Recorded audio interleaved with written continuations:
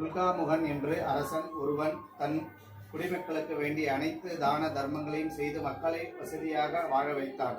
குடிமக்கள் அனைவரையும் மன்னனின் மீது அன்பும் மரியாதையும் வைத்திருந்தனர். நாடு சுபிக்ஷமாக இருந்தது.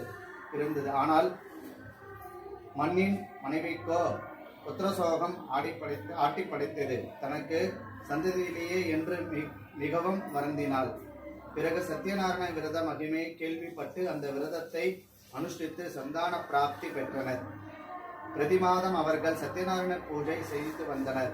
ஒரு நாள் பூஜை நடந்து கொண்டிருக்கும் போது அங்கு வந்தான் வணிகன் ஒருவன், நீங்கள் என்ன செய்கிறீர்கள் என்று கேட்டான்.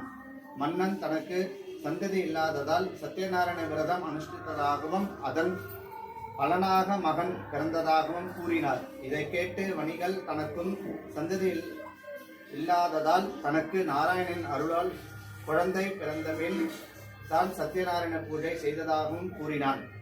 நடந்ததை தன் மனைவியிடம் கூறினான். 10வது மாதத்தில் வணிகனுக்கு ஒரு பெண் குழந்தை பிறந்தது. வணிகன் மனைவி சத்யநாராயண பூஜை இப்பொழுது செய்யலாம் என்றாள். ஆனால் வணிகன் பெண்ணிற்கு திருமணம் ஆன பிறகு செய்யலாம் என்று கூறினான். காலத்தில் பெண்ணுக்கு விவாகமும் நடந்தது.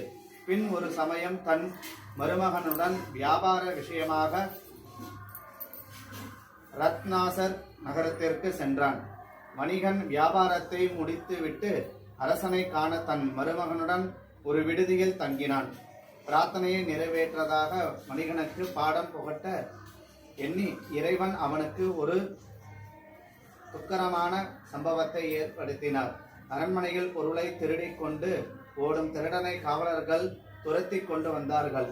திருடன் காவலர்களுக்கு பயந்து திருடிய சொத்துக்களை வணிகன் மருமகனுடன் தங்கியிருந்த விடுதியில் அவர்கள் அருகாமையில் விட்டு ஓடிவிட்டான். அங்கு வந்த காவலர்கள் அவர்கள் இருவரையும் சிறைப்பிடித்தனர்.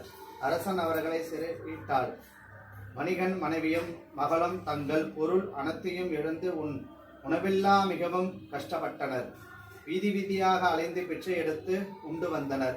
அப்படி ஒரு நாள் வணிகன் மகள் பிச்சை எடுக்க சென்றபோது ஒரு அந்தணர் வீட்டில் சத்யநாராயண பூஜை நிகழ்வை பார்த்து அதன் மகிமையை கேட்டறிந்து பிரசாதத்தை உண்டு பிறகு தன் தாயிடம் வந்து நடந்ததை கூறினாள். இருவரும் தன்னால் இயன்றவரை பொருள் சேர்த்து பக்தியுடன் சத்யநாராயண பூஜை செய்தனர். அதன் பலனாக பகவான் அரசனின் கனவில் தோன்றி வணிகனும் அவன் மருமகனும் நிரபராதிகள் என்று அவர்கள் விடுவிக்கும்படி கூறினார். அதன்படி விடுவிக்கும்படி இருவரும் அரசனர் பொன்னும் பொருளும் பெற்று சந்தோஷமாக ஓடம் ஏறி தன் நகரத்தை நோக்கி புறப்பட்டனர். 4வது அத்தியாயம்.